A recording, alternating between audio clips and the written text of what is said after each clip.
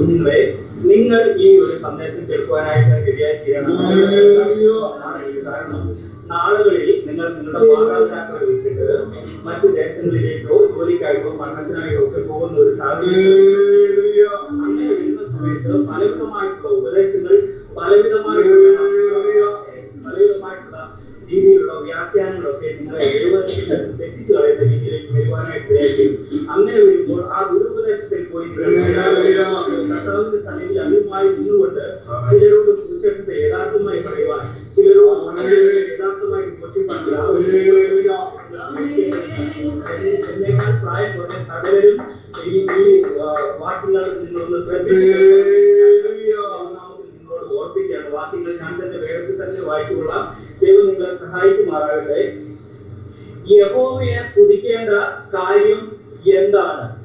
അല്ലെങ്കിൽ യഹോവയെ സകല ജാതികളും സ്തുതിക്കുവാൻ വേണ്ടിയിട്ട് യഹോവ ആരാണ്? അതുപോലെ ചില പഠിപ്പിക്കലുകളൊക്കെ വന്ന് അത് കേട്ട് കഴിഞ്ഞിട്ടുണ്ടെങ്കിൽ വളരെ നമുക്ക് ഇഷ്ടം തോന്നും. കാരണം കൃപയുടെ സുവിശേഷം എന്നൊക്കെയാണ് പറയുന്നത്. ആ രീതിയിൽ അറിയപ്പെടുന്നു എങ്കിലും പുതുതലമുറകളെ തെറ്റിച്ചു കളയുന്ന വലിയ രീതിയിൽ ഒരു പഠനം ഇപ്രകാരമുണ്ട്: യഹോവ ഒരു ഗോത്ര ദൈവമാണ് പോലും, അല്ലെങ്കിൽ ഇസ്രായേൽ എന്ന ജനതയുടെ ദൈവം മാത്രമാണ് യഹോവ, അല്ലെങ്കിൽ ഈ യഹോവ സ്നേഹമില്ലാത്തവരാണ്. അതായത് ഇസ്രായേലിനെ മാത്രം വീണ്ടെടുത്തുകൊണ്ട് ജാതികളെ കൊന്നു മുടിക്കാൻ വേണ്ടി കൽപ്പിച്ച ഒരു ദൈവമാണ് യഹോവ. അതുകൊണ്ട് നമുക്ക് യഹോവയെ സേവിക്കേണ്ട കാര്യമുണ്ടോ? അതുകൊണ്ട് യഹോവയെ സ്തുതിക്കേണ്ട കാര്യമുണ്ടോ? എന്തിനെ യഹോവയെ നേരെ തിരിച്ച് എതിരുപദേശം പറയുന്ന രീതിയിൽ ചില വാക്യങ്ങളൊക്കെ വളർത്തുപിടിച്ച് നാളുകളിൽ നിങ്ങൾ കേൾക്കുവാനായിട്ട് ഇടയായിരിക്കും. അവർ പറയുന്ന ഒരു വാക്യമുണ്ട്, നമുക്ക് എല്ലാവർക്കും അറിയാവുന്ന ഒരു വാക്യമാണ്. ഞാൻ തന്നെ പറയാം. സങ്കീർത്തനം 91:9 ഒരു വാക്യം ഇപ്രകാരം കാണുന്നുണ്ട്: യഹോവേ, നീ എന്റെ സങ്കേതമാകുന്നു, നീ അത്യുന്നതനെ നിന്റെ വാസസ്ഥലമാക്കിയിരിക്കുന്നു. ഒന്നോർത്ത് നോക്കിയേ, ഇസ്രായേലിന്റെ സങ്കേതമാണ് യഹോവ. ആ യഹോവ സങ്കേതമാക്കിയിരിക്കുന്നത് ഒരു അത്യുന്നതനെയാണ് പോലും. അങ്ങനെയാണെങ്കിൽ യഹോവയല്ല ദൈവം, യഹോവ സങ്കേതമാക്കിയ അത്യുന്നതൻ വേറെയുണ്ട്. ആ അത്യുന്നതന് പേര് വെളിപ്പെടുത്തിയിട്ടില്ല. ആ അത്യുന്നതനെ നമുക്ക് ആരാധിച്ചാൽ മതി. ഈ യഹോവയെ ആശ്രയിക്കേണ്ട എന്ന് പഠിപ്പിക്കുന്ന ഒരു ഭാഗമുണ്ട്. ഇനി നോക്കിക്കേ, സങ്കീർത്തനം 13 വരുമ്പോൾ പറയുകയാണ്: യഹോവ ആകാശത്തിൽ ഇടിമുഴക്കി, അത്യുന്നതൻ തന്റെ നാദം കേൾപ്പിച്ചു. ഒന്ന് നോക്കി ആ വാക്യത്തെ രണ്ടാക്കി അവർ പറഞ്ഞ് നിങ്ങളോട് മേൽ ഒരു ഉപദേശം സ്ഥാപിക്കുവാനായിട്ട് ഇടയായിരിക്കും. പേര് വെളിപ്പെടുത്താത്ത ഒരു ദൈവമുണ്ട്. ആ ദൈവം അത്യുന്നതനാണ്. ആ അത്യുന്നതൻ വേറെ, യഹോവ ആകാശത്തിൽ ഇടിമുഴക്കുന്നു, അത്യുന്നതൻ തന്റെ നാദം കേൾപ്പിക്കുന്നു. രണ്ടായിട്ട് പഠിപ്പിക്കുന്ന ഒരു രീതി. എന്നാൽ അനേക വാക്യങ്ങൾ ഇതുപോലെ ഉണ്ടെങ്കിലും ഇതിന്റെ നമുക്ക് കൊടുക്കുവാനുള്ള ഉത്തരം കർത്താവ് നമ്മളോട് വെളിപ്പെടുത്തി തരുന്നുണ്ട്. സങ്കീർത്തനം 92:8 ഇങ്ങനെ കാണുന്നുണ്ട്: നീയോ യഹോവേ എന്നേക്കും അത്യുന്നതനാകുന്നു. ഈ അത്യുന്നതൻ തന്നെയാണ് യഹോവ. വീണ്ടും കാണുന്നു: യഹോവേ, നീ സർവ്വഭൂമിക്കും മീതെ അത്യുന്നതനാണ്. ആരാണ് യഹോവ? ഈ സങ്കീർത്തനക്കാരനോട് പറയുന്നത് സകല ജാതികളും സ്തുതിക്കേണ്ടതിന്റെ കാര്യം എന്താണ്? അത്യുന്നതനായിട്ടുള്ള യഹോവ തന്നെയാണ്. പേര് വെളിപ്പെടുത്താത്ത ഒരു ദൈവം അല്ല. അത്യുന്നതനായിട്ടുള്ള ദൈവം യഹോവ തന്നെയാണ്. കൊണ്ട് യഹോവ അല്ല ദൈവം, സർവശക്തൻ എന്ന് പേര് വെളിപ്പെടുത്താത്ത മറ്റൊന്നാണ് ദൈവം. ഞാൻ എന്റെ ജീവിതത്തിൽ ഒരുപാട് അച്ഛന്മാർ, എന്റെ ബന്ധത്തിലൊക്കെ ഒരുപാട് അച്ഛന്മാരൊക്കെ ഉണ്ട്. ഇവരോടൊക്കെ സംസാരിച്ചു കഴിഞ്ഞാൽ ഇവരൊക്കെ 10 വർഷവും 15 വർഷവും ഒക്കെ തിയോളജികൾ അല്ലെങ്കിൽ ഫിലോസഫികളൊക്കെ പഠിച്ചു വല്ലാത്ത അവർ പറയുന്നുണ്ട്: ഞങ്ങൾ യഹോവയെ അങ്ങനെ വിശ്വസിക്കുന്നില്ല, അല്ലെങ്കിൽ ഞങ്ങൾ യേശുക്രിസ്തുവിനെ വിശ്വസിക്കുന്നു, ഞങ്ങൾ ഒരു ശക്തിയെ വിശ്വസിക്കുന്നുണ്ട്. ഈ മൂന്ന് ലോകവും നിയന്ത്രിക്കുന്ന ഒരു ശക്തിയുണ്ട്, അതിന്റെ പേര് സർവശക്തൻ. എന്നാൽ ഞങ്ങൾ യഹോവയെ വിശ്വസിക്കുന്നില്ല എന്നുള്ളൊരു കാര്യം പറയുന്നുണ്ട്. അതിനും അവർ വളർത്തിപ്പിടിക്കുന്ന വാക്യങ്ങൾ ഇതിൽ തന്നെയാണ്. അവർ പറയുന്ന ഒരു വാക്യമുണ്ട്, യോബിന്റെ പുസ്തകം 37:23: സർവശക്തനെയോ നാം കണ്ടെത്തുകയില്ല, അവൻ ശക്തിയിൽ അത്യുന്നതനാകുന്നു. അങ്ങനെ അവർ പറയുന്നത് സർവശക്തനെ നമുക്ക് കണ്ടെത്താൻ കഴിയില്ല. അവർ പറയുന്ന മറ്റൊരു വാക്യങ്ങളുണ്ട്. യെശയ്യാവ് 13:6 പറയുന്നുണ്ട്: യഹോവയുടെ ദിവസം സമീപിച്ചിരിക്കൊണ്ട് മുറയിടുവിൻ, അത് സർവശക്തനിൽ നിന്ന് സർവനാശം പോലെ വരുന്നു. നോക്കിയേ, സർവശക്തൻ വേറെ എന്നവർ പറയുന്നു. ഇനി അവർ പറയുന്ന സിമ്പിളായിട്ട് നമ്മുടെ ഹൃദയത്തെ അത് വശീകരിച്ചു കൊണ്ടുവന്ന രീതിയിലേക്ക് അവർ പറയുന്നുണ്ട്. ഇതിനെ രണ്ടായിട്ട് തിരിച്ചു പറയുമ്പോൾ, ഇതാ ഈ ഒരു ദിവസത്തിൽ പറയുന്ന സർവശക്തനെ നാം കണ്ടെത്തുന്നില്ല എന്ന് പറയുമ്പോൾ അവർ പറയുന്ന ഒരു കാര്യമാണ്: മോശ യഹോവയെ കണ്ടിട്ടില്ലേ? അല്ലെങ്കിൽ സീനായി പർവ്വതത്തിൽ യഹോവ അവിടെ വെളിപ്പെട്ടില്ലേ? അങ്ങനെയാണെങ്കിൽ ജനം മുഴുവൻ യഹോവയുടെ സാന്നിധ്യത്തെ അല്ലെങ്കിൽ യഹോവയെ കണ്ടില്ലേ ഈ പറയുന്ന സർവശക്തനെ വാക്കുകളിലേക്ക് കഴിയില്ല. ഈ സർവശക്തനിൽ ഉരുവായ ഒരു ദൈവമാണ് യഹോവ എന്നുള്ള രീതിയിലേക്ക് ഇവിടെ പറയുമ്പോൾ അതിന്റെ ഉത്തരമായിട്ട് ഏറ്റവും അതിന്റെ കർത്താവ് വെളിപ്പെടുത്തുകയാണ്. ഉൽപ്പത്തി പുസ്തകം 17:1 പറയുകയാണ്, യഹോവ അബ്രഹാമിന് പ്രത്യക്ഷനായി അവനോട് ഞാൻ സർവശക്തിയുള്ള ദൈവമാകുന്നു. എന്തുകൊണ്ടാണ് സകല ജാതികളുമായുള്ള യഹോവയെ സ്തുതിക്കാൻ പറയുന്നത്? സർവശക്തനായിട്ടുള്ള യഹോവ ദൈവമാണ് ഈ യഹോവ എന്നവിടെ വിളിച്ചു പറയുകയാണ്. അതുകൊണ്ട് പറയുകയാണ് സകല ജാതികളുമായിട്ടുള്ളവരെ യഹോവ ഒരു ദൂതന് തുല്യനായ ഒരു സൃഷ്ടിയാണ് പോലും. അതിനും അവരെടുക്കുന്ന ഒരു വാക്യമുണ്ട്. 18:1-2 ഞാൻ വേഗത്തിൽ അത് പറഞ്ഞുവിടാം. യഹോവ അബ്രഹാമിന് പ്രത്യക്ഷനാകുന്നു. ഇതാ അബ്രഹാം തലയുയർത്തി നോക്കുമ്പോൾ അബ്രഹാം കാണുന്നത് 3 പുരുഷന്മാർ തന്നെ എതിരേറ്റ് വരുന്നു. ഒന്ന് നോക്കിക്കേ, ആ 3 പുരുഷന്മാർക്ക് അല്ലെങ്കിൽ ആ ദൂതന്മാർ അവിടെ നിന്ന് തിന്ന് പാനം ചെയ്ത് അനുഗ്രഹിച്ചുകൊണ്ട് എങ്ങനെ പോകുന്നുണ്ട്. അപ്പോൾ അങ്ങനെയൊക്കെ ഒരു അനുഗ്രഹം ലഭിച്ചാൽ മതി. ആ ഒരു രീതിയിൽ നമ്മൾ കണ്ടാൽ പറയുന്ന മറ്റൊരു വാക്യമുണ്ട്. എബ്രായർ 13:1-2 ആ രീതിയിൽ കാണുന്നുണ്ട്. അതിഥി സൽക്കാരം മറക്കരുത്, അതിനാൽ ചിലർ അറിയാതെ ദൂതന്മാരെ സൽക്കരിച്ചിട്ടുണ്ടല്ലോ, അപ്പോൾ കുറച്ചു കൊടുക്കുക, അനുഗ്രഹം വാങ്ങുക. ആ രീതിയിൽ അങ്ങ് പോയാൽ മതി. യഹോവയുടെ ദൂതന് തുല്യനാണ് പോലും. പ്രിയരെ, ആ ഒരു സർവശക്തനായിട്ടുള്ള ഈ കർത്താവ്. കാരണം ഈ 18-ാം അധ്യായത്തിൽ 3 പുരുഷന്മാരെ ഇവിടെ കാണുന്നുവെങ്കിൽ നേരെ 10-ാം അധ്യായത്തിലേക്ക് വരുമ്പോൾ നിങ്ങളൊന്ന് ശ്രദ്ധിച്ചേ. ഇതാ 2 ദൂതന്മാരെന്ന് കാണുന്നുണ്ട്. ഒരാളെവിടെ? 18-ാം അധ്യായത്തിൽ 3 പേർ വന്നെങ്കിൽ 10-ാം അധ്യായത്തിൽ ഇതാ 2 ദൂതന്മാർ. ലോകത്തിന്റെ അടുത്തേക്ക് നോക്കിക്കേ. 18-ാം അധ്യായത്തിൽ ദൈവം ചെയ്യേണ്ട അല്ലെങ്കിൽ സർവശക്തനായ ദൈവം ചെയ്യേണ്ട ശുശ്രൂഷയോടെ തികച്ചിട്ട് അല്ലെങ്കിൽ അബ്രഹാമിനോട് നേരിട്ട് വന്ന് പറഞ്ഞിട്ട് അവന് കൊടുക്കേണ്ട അനുഗ്രഹങ്ങൾ കൊടുത്തിട്ട് ആ വാഗ്ദത്തം കൊടുത്തിട്ട് ഇതാ യഹോവ ഉന്നതങ്ങളിലേക്ക് പോകുവാനായിട്ട് ഇടയായി തീർന്നു. അതിന്റെ ഒരു അർത്ഥം നമ്മൾ ആ കാണുന്ന ഒരു ദൂതനോട് അല്ലെങ്കിൽ ആ ഒരു പുരുഷനെന്നുള്ള നിലയിൽ അവിടെ കൊണ്ട് നിർത്താതെ നമ്മൾ കാണേണ്ട ഒരു കാര്യമുണ്ട്. മണ്ണായ മനുഷ്യന്റെ സകല സ്നേഹത്തോട് കൂടിയ ദൈവം ആ ഒരു പ്രതാപത്തിൽ ഭൂമിയിലേക്ക് വന്നിട്ടുണ്ടെങ്കിൽ ഭൂമി തന്നെ കഴിഞ്ഞു പോകുവാനായിട്ട് ഇടയായിത്തീരും. അല്ലെങ്കിൽ ഭൂമി തന്നെ വിട്ടുപോകാനായിട്ട് ഇടയായിത്തീരും. അത്രമാത്രം തേജസ്സിൽ ഒത്തിക്കുന്നതിനായിട്ടുള്ള ആ ദൈവത്തിന് ഇത് ഒരു പുരുഷ രൂപത്തിൽ അബ്രഹാമിന്റെ അടുക്കലേക്ക് ഇറങ്ങി വരുവാനായിട്ട് സാധിക്കുന്നു. അത് എന്താണ് സൂചിപ്പിക്കുന്നത്? സർവശക്തിയുള്ള ഈ പ്രപഞ്ചത്തെ നിർമ്മിച്ച ഞാൻ ഇത് ഒരു പുരുഷന്റെ രൂപത്തിൽ അല്ലെങ്കിൽ ഒരു ദൂതന്റെ രൂപത്തിൽ അബ്രഹാമെ നിന്റെ അടുക്കൽ ഇറങ്ങി വന്നിരിക്കുക. നാളുകൾ കഴിയുമ്പോൾ ഇതാ യേശു ക്രിസ്തു ആയിട്ട് കന്യകയുടെ മകനായിട്ട് ഞാനിതാ ജഡമായി മനുഷ്യ അവതാരത്തിൽ ഇതാ കന്യകയുടെ ഉദരത്തിൽ ഞാൻ പ്രത്യക്ഷനാകും. ആ ഒരു കാഴ്ചപ്പാട് അവിടെ അബ്രഹാമിന് ദൈവം നേരിട്ട് ആ ഒരു വെളിപ്പാടാണ് അവിടെ കാണുന്നത്. അതുകൊണ്ട് യഹോവ ഒരു ദൂതനോട് ഒരു കാറ്റഗറിയിൽ പെടുന്നവരോട് ഈ കാര്യങ്ങൾ നമ്മൾ നിശ്ചയമായിട്ട് പറഞ്ഞു കൊടുക്കണം. നോക്കിക്കേ, അടുത്ത 42 അബ്രഹാമിന് ശേഷം അടുത്ത 42 തലമുറയോളം പിന്നിട്ടപ്പോൾ ലോകത്തിൽ യേശു പൂർത്തീകരണം അവിടെ കാണുന്നത് നമ്മൾ കണ്ടില്ലേ? ഒന്ന് നോക്കിക്കേ. അതുകൊണ്ടാണ് ഈ 117-ാമത്തെ സങ്കീർത്തനത്തിൽ സങ്കീർത്തനക്കാരൻ പറയുന്നത് സകല ജാതികളുമായുള്ളവരെ യഹോവയെ അതുകൊണ്ട് നിങ്ങളെല്ലാവരും അവരെ സ്തുതിക്കണം. നോക്കിയേ, ആവർത്തന പുസ്തകം 14:2 വരുമ്പോൾ നിന്റെ ദൈവമായ യഹോവയ്ക്ക് നീ ഒരു വിശുദ്ധനല്ലോ എന്ന് ഇസ്രായേലിനോട് പറയുകയാണ്. അങ്ങനെയുള്ള സങ്കീർത്തനക്കാരാ ഇസ്രായേലിനല്ലേ അവിടെ പ്രയോറിറ്റി അന്ന് കൊടുക്കുന്നത് അല്ലെങ്കിൽ ദൈവം കൊടുത്തത്? പിന്നെ എന്തിനാണ് സകല ജാതികളുമായിട്ടുള്ള യഹോവയെ സ്തുതിക്കാൻ പറയുന്നത്? അതെ, സങ്കീർത്തനം 14:2 പ്രകാരം കാണുന്നുണ്ട്. ദൈവത്തെ അന്വേഷിക്കുന്ന ബുദ്ധിമാനുണ്ടോ എന്ന് കാണുമ്പോൾ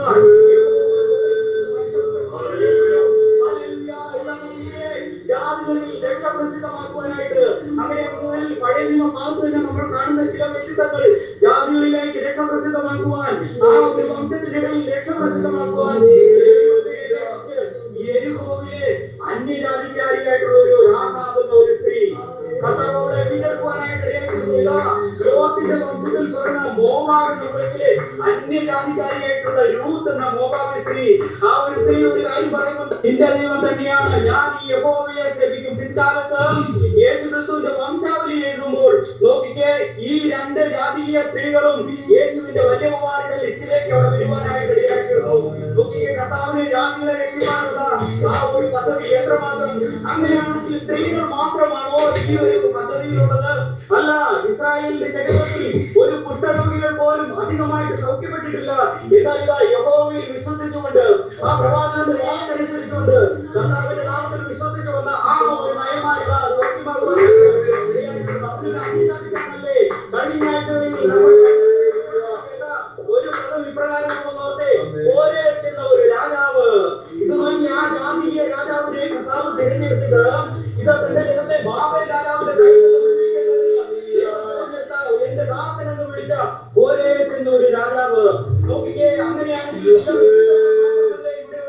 യേശുക്രിസ്തുവിന് അല്ലെങ്കിൽ യഹോവയ്ക്ക് ഈ ജാതികളെ തിരഞ്ഞെടുക്കാനുള്ള ഒരു പദ്ധതി ഉണ്ടായിരുന്നു. സങ്കീർത്തനക്കാരാ, അങ്ങ് എന്തിനാണ് സകല ജാതികളുമായുള്ളവരെ യഹോവയെ സ്തുതിക്കാൻ പറയുന്നത്? ഇത് ചില വ്യക്തിത്വങ്ങളല്ലേ ഉള്ളൂ? അല്ല, ചില വ്യക്തിത്വങ്ങൾ മാത്രമല്ല, അശൂർ എന്ന ജാതികൾ തിങ്ങിപ്പാർക്കുന്ന ഒരു നിലവേ പട്ടണം. നോക്കിക്കേ, തങ്ങളുടെ ദേവൻ മാത്രം ഉന്നതനെന്ന് വിശ്വസിച്ചുകൊണ്ട് വിഗ്രഹാരാധനയിൽ മുഴുകിയ 1,20,000 ചില്ലുവാനം ആളുകൾ അവിടെ ആ ഒരു വിഗ്രഹാരാധനയിൽ സന്ദർശിക്കുമ്പോൾ ഇതാ കർത്താവിന് യോന പ്രവാചകനെ അവരുടെ അടുക്കലേക്ക് അയച്ചിട്ട് ആ ഒരു ദേശത്തെ മുഴുവനായിട്ട് ആ ഒരു ജാതികളെ മുഴുവനായിട്ട് യഹോവയിലേക്ക് അടുപ്പിക്കുവാനായിട്ട് ഇടയാക്കുന്നു. എന്ന് നോക്കി എത്രമാത്രം ദൈവിക പദ്ധതികളാണ് ഉലകത്തിൽ മുഴുവൻ ദൈവത്തിന്റെ ആ ഒരു രക്ഷാപദ്ധതിയെ പ്രകീർത്തിക്കേണ്ടതിന് ദൈവത്തിന്റെ ആ പദ്ധതിയെ വിവരിച്ചുകൊണ്ട് ആദ്യത്തെ സ്ഥലത്ത് പറയുകയാണ്, സകല ജാതികളുമായുള്ളവരെ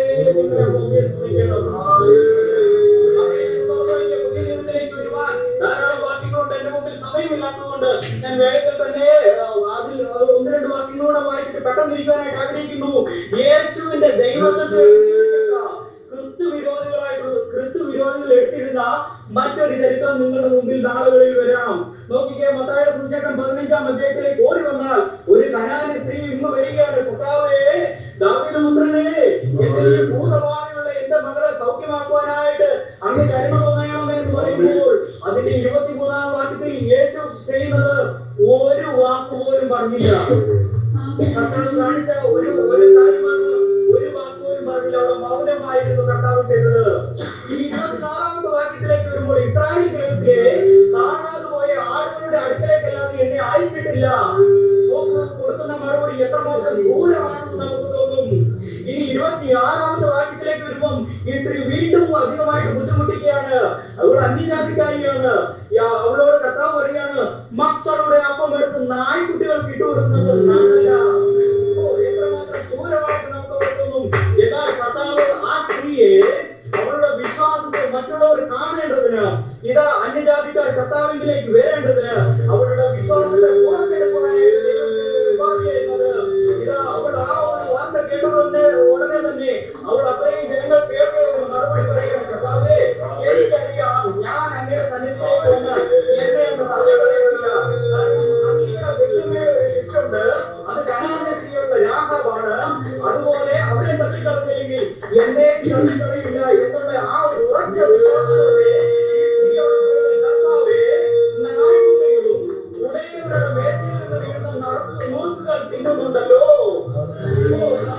നമ്മുടെ ഭാഷയിൽ നമ്മൾ നോക്കിയിട്ടുണ്ടെങ്കിൽ ഇതാ കർത്താവ് ആ സ്ത്രീയെ നായ് എന്ന് വിളിച്ചില്ലേ? അങ്ങനെയാണോ കർത്താവ് ചെയ്തത്?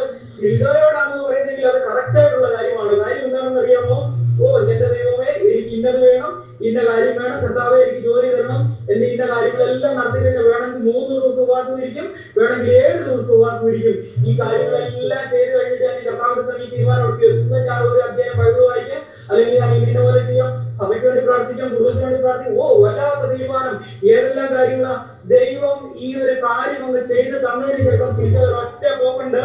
പുതിയ നിയമത്തിൽ പറയുന്ന ഒരു വാക്യം ഇതാ, സ്വന്തം ശബ്ദയ്ക്ക് തിരിഞ്ഞ നായ്. നോക്കിക്കേ, അതിന്റെ അർത്ഥം എന്താണ്? അതിനു മുമ്പ് ഞാൻ വലിയ ഡെഡിക്കേഷൻ ആയിരുന്നു എന്റെ പഴയ ആ ഒരു ജീവിതത്തിലേക്ക്. അല്ല, ഈ സോഷ്യൽ മീഡിയ അല്ല ഇച്ചിരൂടെ എൻജോയ്മെന്റ് തരുന്നത്, അല്ല യൂട്യൂബ് അല്ല ഇച്ചിരൂടെ എൻജോയ്മെന്റ് തരുന്നത്, അല്ല സീരിയൽ അല്ല ഇച്ചിരൂടെ എൻജോയ്മെന്റ് തരുന്നത്. എന്റെ സമയം മുഴുവൻ ഞാൻ അതിലേക്ക് ചെലവാക്കും. ഞാൻ ദൈവത്തോട് എടുത്ത തീരുമാനം ചെയ്യില്ല. ആ ഒരു അർത്ഥത്തിൽ കർത്താവോട് വിളിക്കുവാനായിട്ട് ഇടയായി തീർന്നു. നായ്ക്കുട്ടികൾക്ക് കൊടുക്കാനുള്ളതല്ല ദൈവത്തിന്റെ അത്ഭുത പ്രവൃത്തികൾ, നന്ദിയുള്ളവർക്ക് കൊടുക്കാനാണ്. കർത്താവ് ഈ സ്ത്രീയോട് പറഞ്ഞതുകൊണ്ട് നായക്കുട്ടി എന്ന് കർത്താവോട് പറഞ്ഞിട്ടുണ്ടെങ്കിൽ ആ രീതിയിൽ ആ സ്ത്രീയെ ഒരു ആക്ഷേപിക്കുകയല്ല കർത്താവ് ചെയ്തത്. അവിടെ ഈ നായ്ക്കുട്ടികളെന്ന് പറഞ്ഞതിന്റെ അർത്ഥം മറ്റൊരു ഇതാണ്, പെറ്റ് ഡോഗ് എന്നുള്ള രീതിയിലാണ്. കാരണം വിലയേറിയ നായ്ക്കുട്ടികളാ. കാരണം അത് നമുക്ക് മനസ്സിലാകണമെങ്കിൽ ഒരു ധനവാന്റെയും ലാസറിന്റെയും കാര്യം പറയുന്നുണ്ട്. ആ ഒരു കാര്യത്തിൽ ഇത് ധനവാനായ ഒരു മനുഷ്യന്റെ അടുത്ത് ഒരു ലാസറായിട്ടുള്ള ഒരു വ്രണം നിറഞ്ഞ ഒരു മനുഷ്യൻ കിടക്കുന്നു. അങ്ങനെയാണെങ്കിൽ അതിന്റെ ആ എടുത്തു വന്നിട്ട് ഈ നായകൾ അതിനെ നക്കണമെങ്കിൽ ഇതാ നമ്മൾ കാണുന്ന പോലെ ഒരു തെരുവ് പട്ടികൾ, അല്ലെങ്കിൽ ഇതാ ഒരു അല്ലാത്ത രീതിയിലുള്ള പേര് പിടിച്ച രീതിയിലുള്ള പട്ടികളല്ല, വിലയുള്ള പട്ടികൾ തന്നെയാണ് അവിടെ ഉള്ളത്. കാരണം ഇതിന്റെ സ്വഭാവം മാറുന്നില്ല എങ്കിലും ഇതിന് വിലയുണ്ട്. കർത്താവോട് പറയാനായിട്ട് ഇടയായി തീർന്നു. ഉടയവന്റെ മേശയിൽ നിന്നാണ് ഇത് വീഴുന്നത്. ഒരു തലവാന് ഒരിക്കലും ഒരു കുറെ അശുദ്ധമായിട്ടുള്ള പട്ടികൾ നിൽക്കുന്നിടത്ത് ഇന്ന് ആഹാരം കഴിക്കത്തില്ല.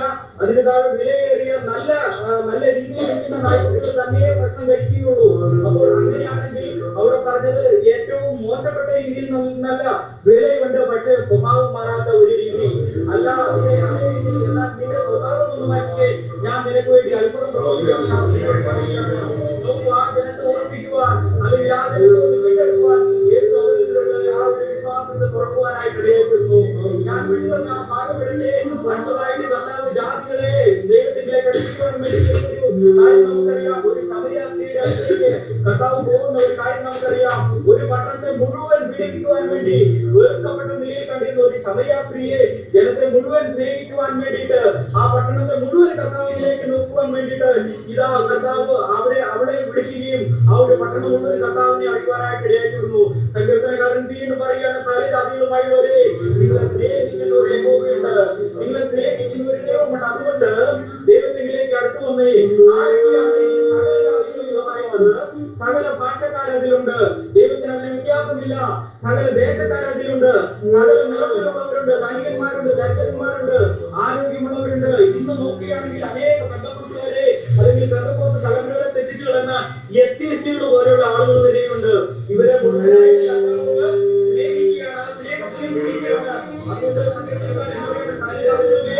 നിങ്ങൾ ഈ യഹോവയെ തുതിക്കണം. നോക്കിക്കേ, ഈ യഹോവയെ ഇവരൊക്കെ സ്നേഹിക്കണമെങ്കിൽ അല്ലെങ്കിൽ തുതിക്കണമെങ്കിൽ അത് സുവിശേഷത്തിന് വേണ്ടിയിട്ടുള്ള ഒരു ആഹ്വാനമല്ലേ ഇവിടെ പറയുന്നത്? സുവിശേഷത്തിന് വേണ്ടിയിട്ടുള്ള ഒരു ആഹ്വാനമല്ലേ പറഞ്ഞത്? എന്റെ തിരഞ്ഞെടുത്തിരിക്കുന്നു എന്ന് നാം നാളുകളിൽ ചെല്ലുന്ന ആ തലങ്ങളിൽ നമ്മൾ ഓർക്കണം. എന്നെ എന്തിനെ തിരഞ്ഞെടുത്തു? ഞാൻ ഈ ക്രിസ്തുവിന്റെ സ്നേഹം പറയുന്നു. ക്രിസ്തുവിന്റെ സ്നേഹം പറയാൻ ലജ്ജ വേണ്ട. കാരണം ഈ ദൈവമാണ് ഏക ദൈവം. മുഴുവനായിട്ട് ഈ വാക്കുകൾ തന്നെയാണ് കാണുന്നത്. ഏക പരിശുദ്ധനായിട്ടുള്ള ദൈവത്തിന്റെ വല്ലഭത്വം അവിടെ ഘോഷിക്കുകയാണ്. അതിന്റെ പത്താം വാക്യത്തിൽ പറയുകയാണ്, സകല ജാതികളും ഒന്നിച്ചു കൂടട്ടെ, സകല വംശങ്ങളും ഒന്നിച്ച് ചേർന്ന് വരട്ടെ. എന്നിട്ട് പറയുകയാണ്, അതവർ കേട്ടിട്ട് സത്യം തന്നെ എന്ന് പറയട്ടെ. ഞാൻ വാക്കിലേക്ക് ഓടിപ്പോവുകയാണ്. എന്റെ പത്താം വാക്യത്തിൽ പറയാണ്, നിങ്ങൾ എന്റെ സാക്ഷികളാണ്, നിങ്ങൾ എന്റെ ദാസന്മാരാണ്. ഒരു ദൈവവും ഉണ്ടായിട്ടില്ല. എനിക്ക് മുമ്പേ ഒരു ദൈവവും ഉണ്ടായിട്ടില്ല. എന്റെ ശേഷം ഉണ്ടാവില്ല. ഞാൻ തന്നെയാണ് യഹോവ. യഹോവയെല്ലാം ഒരു രക്ഷിതാവില്ല. കാണിയാണ്. ഇന്നേക്ക് അത് കുറച്ചു നാളത്തേക്ക് മാത്രമല്ല, അതിന്റെ ഇന്നും ഞാൻ അനലിൽ തന്നെയാണ്. തന്നെയാണ്. യഹോവയുടെ കയ്യിൽ നിന്ന് ജീവിക്കാൻ ആരുമില്ല. ഞാൻ പ്രവർത്തിക്കും. ജനങ്ങളെ നിങ്ങൾ ആരുടെ മുമ്പിൽ രക്ഷിക്കുവാനായിട്ട് ഇടവരരുത്. കുറച്ച് അത്ഭുതങ്ങൾ കാണിക്കുന്ന ദേവന്മാരുണ്ട്. അവരാണ് ദൈവം എന്ന് പറഞ്ഞ് നിങ്ങളെ വഞ്ചിക്കുവാനായിട്ട് വന്നാൽ ഇല്ല, ദൈവത്തിന് വേണ്ടി തന്നെ നിൽക്കുവാൻ നിങ്ങൾ റെഡിയായിട്ട് ചെയ്യണം. ഇന്ന് ക്രിസ്തുയേശുവിനെ തള്ളിപ്പറയുന്ന അനേകരുണ്ട്. വരുന്ന ഒരു കാര്യം ലേഖനത്തിൽ നമ്മൾ കാണുന്നുണ്ട്. അതിന്റെ 2-ാം അധ്യായത്തിൽ ഇങ്ങനെ കാണുന്നു, അങ്ങനെ യേശുവിന്റെ നാമത്തിൽ സ്വർലോകരുടെയും ഭൂലോകരുടെയും അധോലോകരുടെയും മുടങ്ങാറുടെയും മടങ്ങുകയും എല്ലാ നാവും യേശു ക്രിസ്തു കർത്താവ്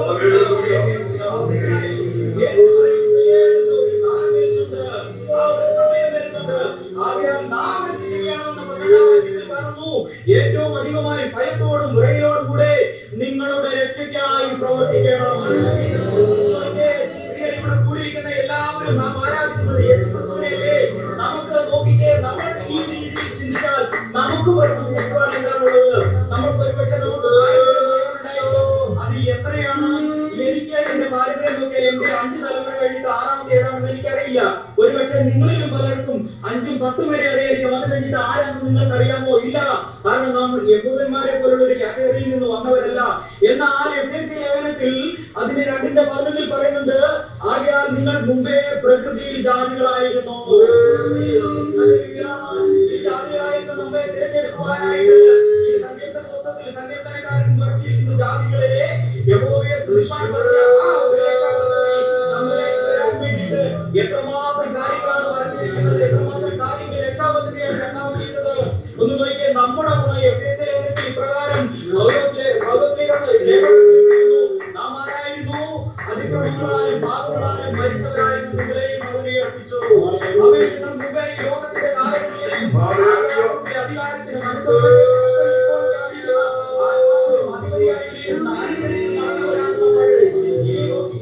അവരുടെ ഇടയിൽ നാം എല്ലാവരും മുമ്പേ നമ്മുടെ ജഡമോഹങ്ങളിൽ നടന്നു, ജഡത്തിനും മനോവികാരങ്ങൾക്കും വ്യക്തമായുള്ളത് ചെയ്തുകൊണ്ട് മറ്റുള്ളവരെ മോഹത്തിന്റെ മക്കളായിരുന്നു. അതേ അങ്ങനെയുള്ള ഒരു ജാതിയായിരുന്നു നമ്മെ കർത്താവ് വിളിച്ച് ഏൽപ്പിച്ചില്ലേ. കരുണാസമ്പന്നനായ ദൈവം ഈ വക ജാതികളായിരുന്നു നമ്മെ നിമിത്തം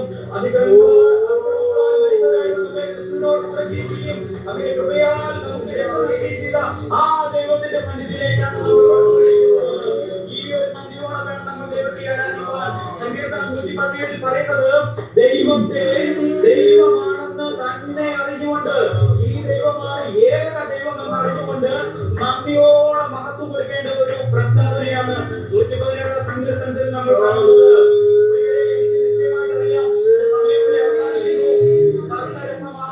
രസം ആകുമാറുള്ള ഒരു സുവിശേഷം അല്ലെങ്കിൽ ഒരു പ്രസ്താവനയോ ഒരു പ്രസംഗമോ അല്ല ഞാനിവിടെ പറഞ്ഞത്.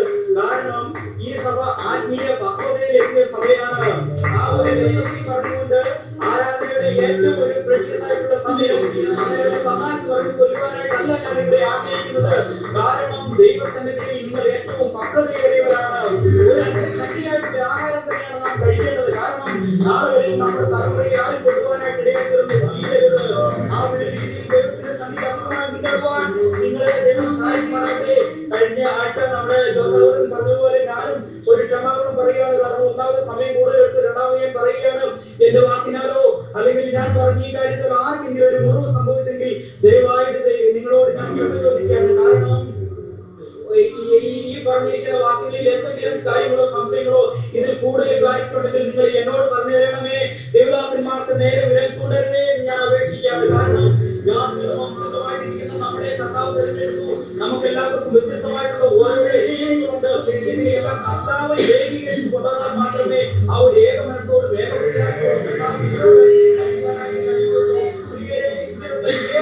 ഒരു വാക്യം നിങ്ങളെ പറ്റി ചെയ്തിട്ടുണ്ടെങ്കിൽ നിങ്ങൾ എല്ലാവരും ഒന്ന് കണ്ണടച്ചൊന്ന് പ്രാർത്ഥിച്ചേ. നമുക്ക് കർത്താവ്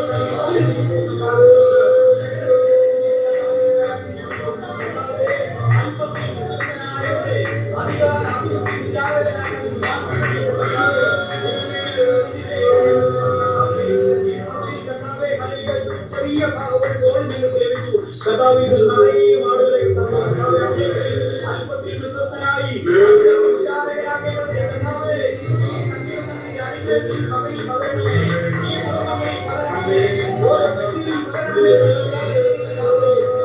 ഒരു വിശാലത്തിലേക്ക് നയിക്കേണ്ടതാണ്. അനേക ജാതികൾ അനേക വംശങ്ങൾ കൂടി